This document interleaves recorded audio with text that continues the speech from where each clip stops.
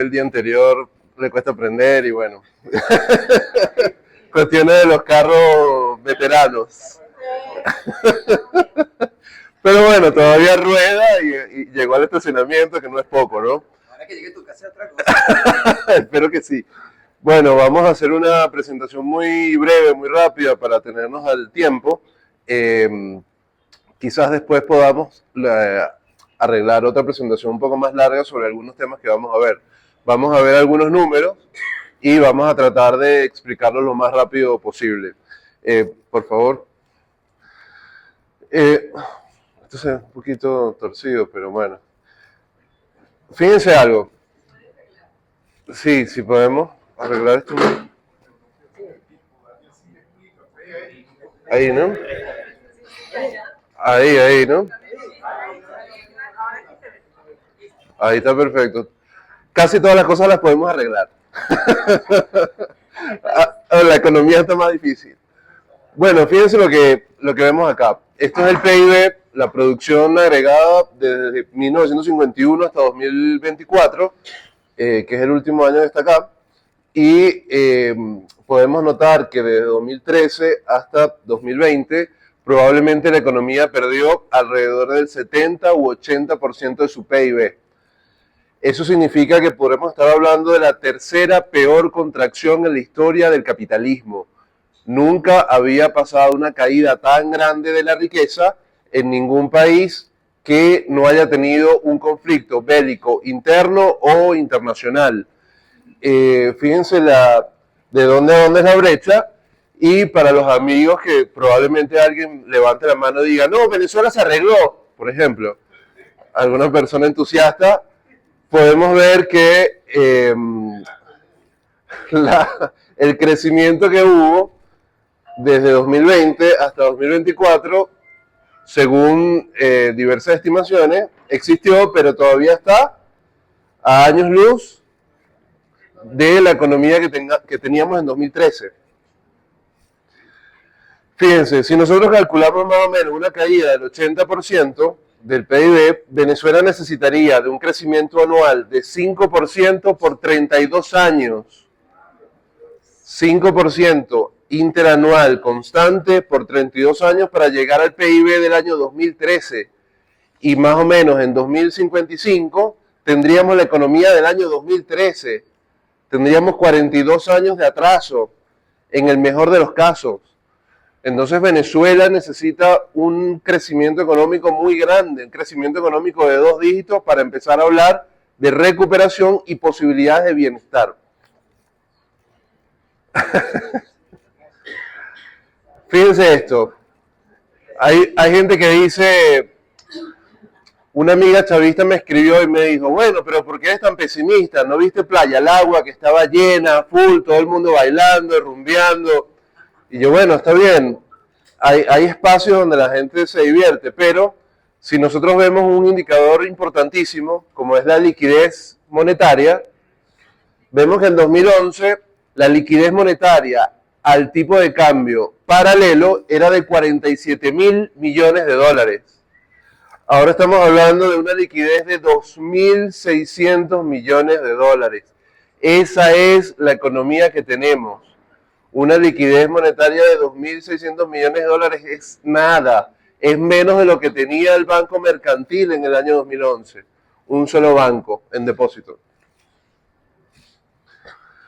Fíjense, la mayoría de personas cuando trabaja tienen la intención, cuando llega de adulta, de pedir un crédito para comprar un carro.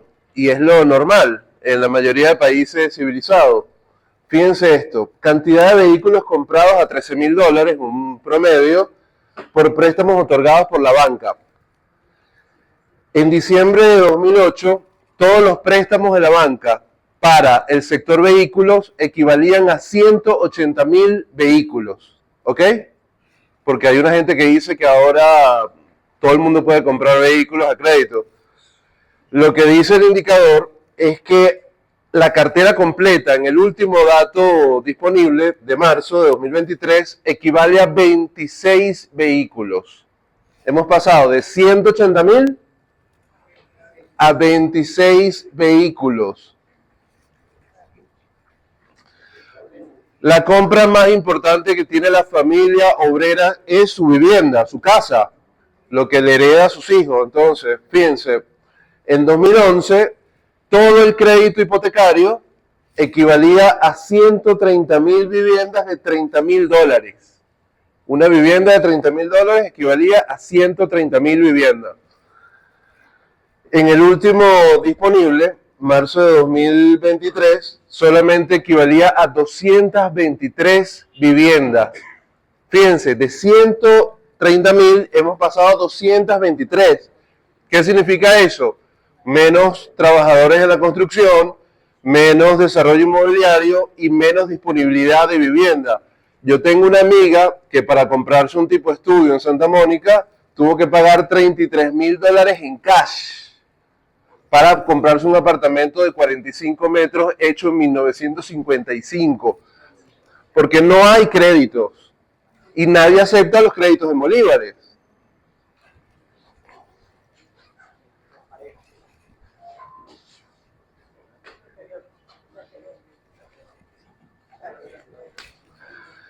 Fíjense algo, esto es un tema un poco más complejo, lo vamos a ver hoy muy por arriba, ¿no? Distribución del ingreso factorial, remuneración de empleados obreros y excedente de explotación. Este excedente de explotación no lo puse por una cuestión ideológica, sino así como lo llama el Banco Central. Es la división del Producto Interno Bruto entre los factores de remuneración. Fíjense que en 2014 el punto rojo y azul se conectan, se consiguen y podríamos decir que había una distribución del ingreso factorial más o menos equivalente, más o menos, entre la clase capitalista y la remuneración total de todos los obreros. Evidentemente los capitalistas son muy pocos y los obreros somos casi todos. Pero dentro de vista macroeconómico se dice que hay una equivalencia.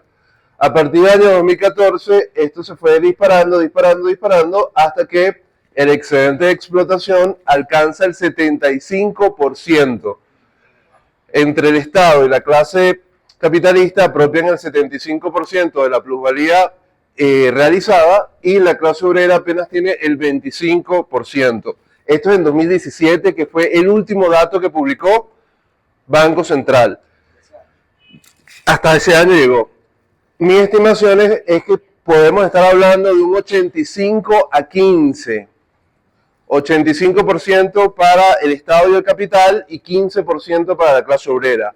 ¿Ustedes saben cuál es el país más capitalista del mundo? ¿Alguien me puede decir? China. Bueno, puede ser. Pero generalmente la gente dice Estados Unidos, ¿no? El imperio. En la distribución factorial en el imperio es 72% para la clase trabajadora y 28% para el capital. ¿Es exactamente? Al revés. Exacto. Entonces nosotros estamos yendo, como lo dijo el doctor Hermoso, a un retroceso y una destrucción de las condiciones laborales de millones de personas para enriquecer a un grupito. Yo iba a decir una élite, pero un grupito un grupito está bien. Fíjense esto, estos son los salarios más bajos del mundo, como salario puro, ¿no? Entonces vemos que Burundi era el país que a marzo del año pasado tenía el salario más bajo del mundo. ¿Ah? ¿Dónde queda Burundi? País africano golpeado por...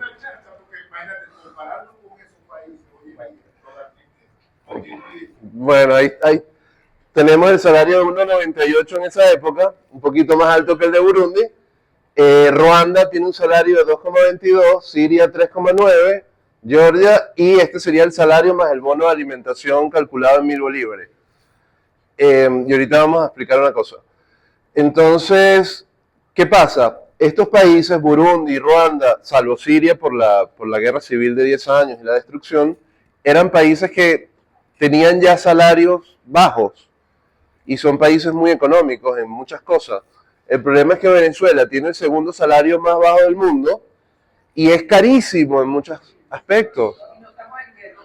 y no hemos tenido ni una bomba.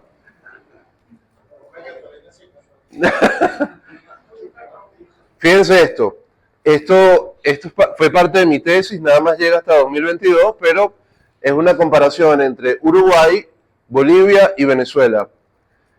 En el año 2001, el salario más el Z-Ticket equivalían a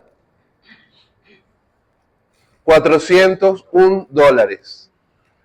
Eso era el mínimo que ganaba una persona cuando estaba entrando. Yo como economista ganaba $1.500 entrando al Ministerio de Industrias Ligeras y me sentía explotado y sentía que me pagaban 2 lochas.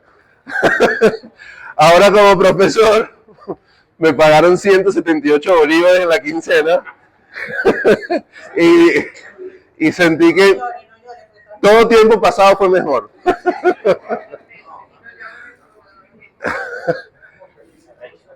Entonces, fíjense, el salario en Uruguay, en el 2001, cuando nuestro salario era $400, era $89, $90. El salario en Bolivia era $57, $58.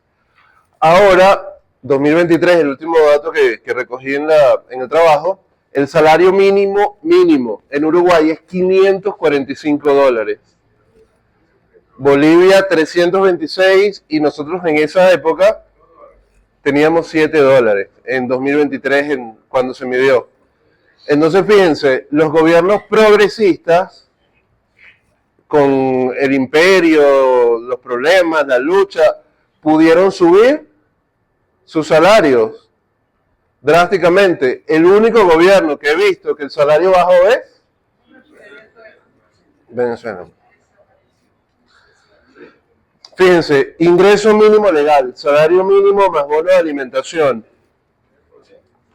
Como vemos acá, 2001, $400. El salario mínimo, no el promedio, ni el salario de gerente, ni nada. Lo que ganaba una persona apenas a la entrada de trabajo, sin título, sin nada.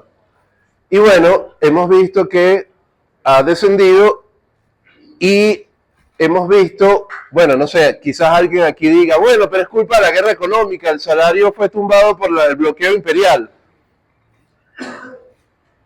Bueno, nadie lo va a decir, pero yo pensé que alguien me iba a decir, sí, ¿por qué no hablas de bloqueo o algo así, no? Las sanciones y tal, no sé qué. Medidas coercitivas unilaterales, las MCU. Claro, entonces para responderle a esa persona que no vino, yo puse una línea roja, ¿no? Esta línea roja representa la época donde se dan las primeras sanciones financieras contra Venezuela. Eso es agosto de 2017, cuando el presidente Trump, en su primer periodo, dice no más permisos para renegociar la deuda con Venezuela, ni para vender bonos de PDVSA, ni la República en Estados Unidos y en Canadá. Fíjense, esta es la fecha. Pero si nosotros nos damos cuenta, ya el salario estaba destruido, ya se había destruido por completo el salario. Yo no estoy a favor de las sanciones, pero las sanciones no destruyeron el salario. Ojo, no estoy a favor de las sanciones, lo repito, y no digo esto para que no me metan preso, sino lo digo porque no me parece que sea lo adecuado, pero las sanciones no tienen nada que ver con la caída del salario. La caída salarial es previa. Fíjense algo, para ya cerrar.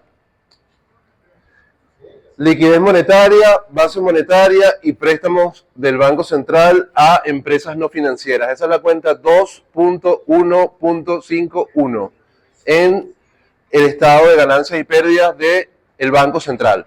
Lo ven en la base monetaria. Estos son datos públicos.